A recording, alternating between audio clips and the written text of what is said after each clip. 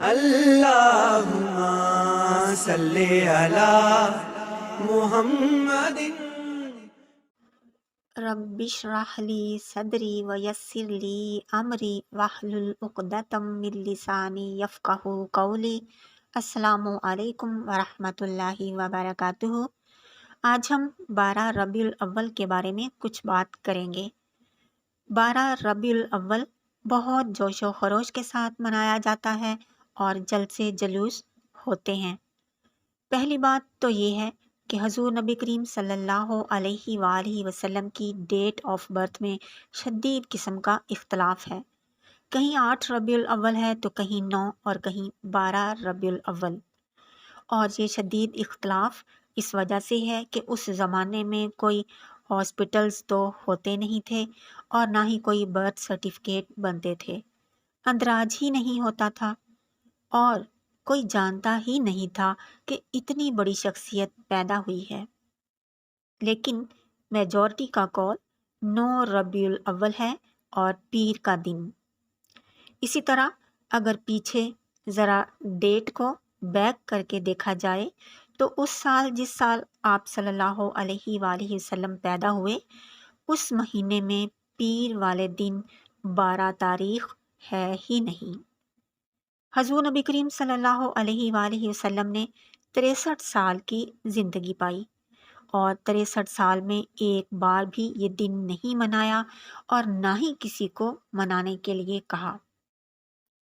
اور پھر یہ کہنا کہ 12 ربیع الاول صرف وہی مناتے ہیں جن کو آپ صلی اللہ علیہ وآلہ وسلم سے محبت ہوتی ہے، تو بات یہاں صرف محبت کی نہیں ہے، بلکہ بات یہ ہے کہ اس محبت کا اظہار کیسے کیا جاتا ہے۔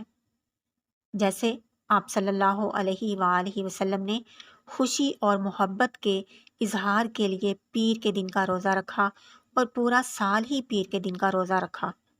اور جب آپ صلی اللہ علیہ وآلہ وسلم سے اس بارے میں پوچھا گیا تو آپ صلی اللہ علیہ وآلہ وسلم نے فرمایا، اس دن یعنی کہ پیر کے دن میں پیدا ہوا اور اسی دن قرآن اترا، یعنی اپنی خوشی، محبت اور شکر کے اظہار کے لیے وہ روزہ رکھتے تھے۔ اسی طرح اگر آپ کو بھی حضرت محمد صلی اللہ علیہ وآلہ وسلم سے سچی محبت ہے تو پورا سال پیر کے دن کا روزہ رکھیں، ہر ہفتہ پیر کا روزہ رکھیں، ہر جمعہ کو کثرت سے آپ صلی اللہ علیہ وآلہ وسلم پر درود بھیجیں۔ پورے سال میں ایک دن اس کو منانے سے محبت کا حق ادا نہیں ہوتا، بلکہ جیسا آپ صلی اللہ علیہ وآلہ وسلم نے کیا ویسا ہی کریں، یعنی روزہ رکھیں۔ لیکن چونکہ یہ کام ذرا مشکل ہے تو ہم نے اس دن کو صرف کھانے پینے کا نام دے دیا ہے۔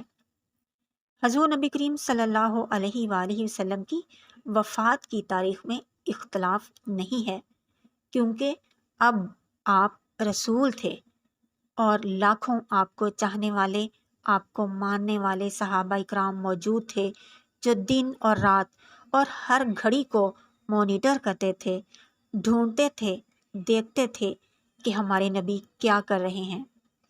آپ صلی اللہ علیہ وآلہ وسلم کی وفات پیر والے دن 12 ربیع الاول کو ہوئی، اور یہ ہجرت کا 11واں سال تھا، اور اس وقت آپ کی عمر 63 سال پوری ہو چکی تھی۔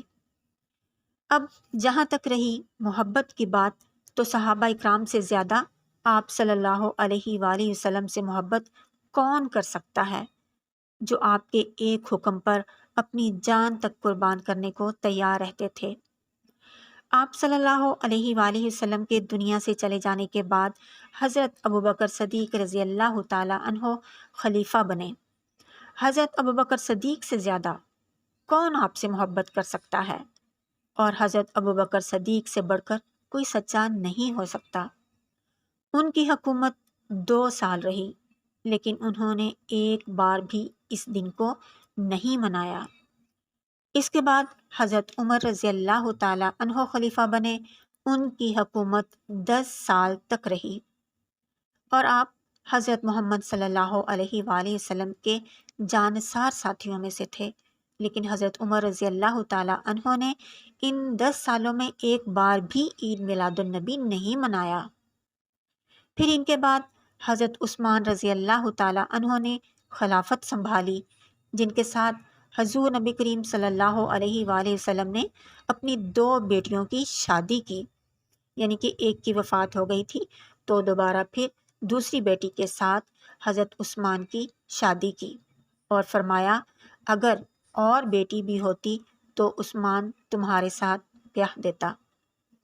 اسی وجہ سے حضرت عثمان رضی اللہ تعالیٰ عنہ کو ذو النورین کہا جاتا ہے، کیونکہ ان کے گھر 2 نور تھے جن کو زندگی میں ہی جنت کی بشارت مل گئی تھی۔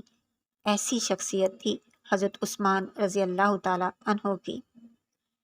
ان کی حکومت کا عرصہ 12 سال رہا، لیکن ایک بار بھی انہوں نے اپنے سسر حضرت محمد صلی اللہ علیہ وآلہ وسلم کے لیے یہ دن نہیں منایا۔ ان کے بعد حضرت علی بن طالب کی حکومت آئی۔ ان کی حکومت تقریباً 5.25 سال رہی۔ انہوں نے کتنی بار یہ دن منایا، یا کتنی بار حضرت فاطمہ رضی اللہ تعالیٰ عنہا نے کہا کہ میرے ابا جان کی سالگرہ ہے تو اس کو مناؤ؟ نہیں، ایک بار بھی نہیں۔ سب سے آخری صحابی کی وفات 110 ہجری میں ہوئی تھی، اور نبی کریم صلی اللہ علیہ وآلہ وسلم کی وفات 11 ہجری میں ہوئی۔ تو اس کا مطلب ہے کہ صحابہ اکرام کا زمانہ 100 سال رہا، اور ان 100 سال میں کسی ایک صحابہ نے بھی ایک بار بھی 12 ربیع الاول نہیں منایا۔ تو اب آپ بتائیے کہ کیا ان تمام صحابہ اکرام کو آپ صلی اللہ علیہ وآلہ وسلم سے محبت نہیں تھی؟ اگر 12 ربیع الاول کو منانا ہی آپ صلی اللہ علیہ وآلہ وسلم سے محبت کی علامت ہے، تو پھر یہ آپ صلی اللہ علیہ وآلہ وسلم سے سب سے زیادہ محبت کرنے والے یعنی صحابہ اکرام پر ایک بہت بڑا الزام ہے۔ دوسری بات یہ کہ اس کو عید کہنا، تو اللہ رب العزت نے مسلمانوں کے لیے صرف 2 عیدیں مقرر کی ہیں۔ جیسے اللہ تعالیٰ نے 5 نمازیں فرض کر دیں تو 6 کوئی نہیں بنا سکتا، اسی طرح عیدیں 2 ہی ہیں، تیسری نہیں ہو سکتی۔ شریعت میں کسی کو اجازت نہیں، بلکہ اگر پوری امت بھی اتفاق کر لے تو تیسری عید نہیں ہو سکتی۔ خوشی اور محبت کے اظہار کے لیے طریقے بھی اللہ تعالیٰ نے خود ہمیں بتائے ہیں، جیسے انسان پر اللہ تعالیٰ کی سب سے بڑی نعمت اور رحمت قرآن مجید ہے، اور قرآن مجید کے نزول پر اللہ تعالیٰ نے فرمایا کہ خوشیاں مناؤ، جیسا کہ سورۃ یونس میں ہے کہ یہ وہ نعمت ہے جو اللہ تعالیٰ نے دی تو اس پر خوب خوشیاں مناؤ، اور پھر اس کو لیلۃ القدر میں نازل کیا۔ لیکن پھر لیلۃ القدر کو عید نہیں بنایا، بلکہ اس میں عبادت کرنے کو کہا گیا، عبادت کا ٹائم بڑھا دیا گیا کہ خوب عبادت کرو۔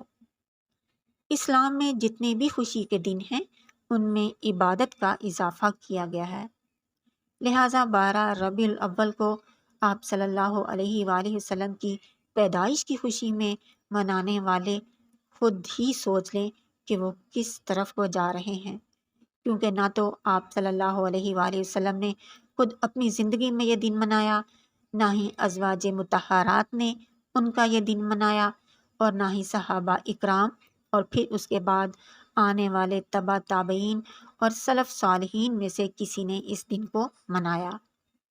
اس لیے ضروری یہ ہے کہ اللہ تعالیٰ نے اور اسلام میں خوشی منانے کے جو طریقے بتائے ہیں اسی طرح سے خوشی کو منایا جائے۔ اللہ تعالیٰ ہم سب کو سمجھ عطا فرمائے۔ ربنا ظلمنا انفسنا وان لم تغفر لنا وترحمنا لنکونن من الخاسرین۔ السلام علیکم ورحمۃ اللہ وبرکاتہ۔